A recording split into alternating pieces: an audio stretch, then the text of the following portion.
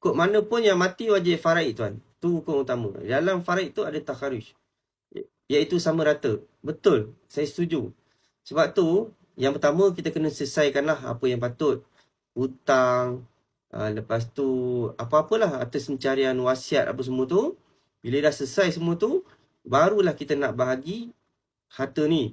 Sama ada faraid ataupun muafakat. Kalau kata nak sama rata, contoh muafakatnya sama rata. Boleh dengan syarat waris yang tu kena tahu dulu jumlah yang sepatutnya yang dia terima. Saya bagi contoh 3 lelaki 3 perempuan. Kalau ikut faraid, katalah duit tu 900,000. Katalah perempuan dia akan dapat 100,000, lelaki 200,000.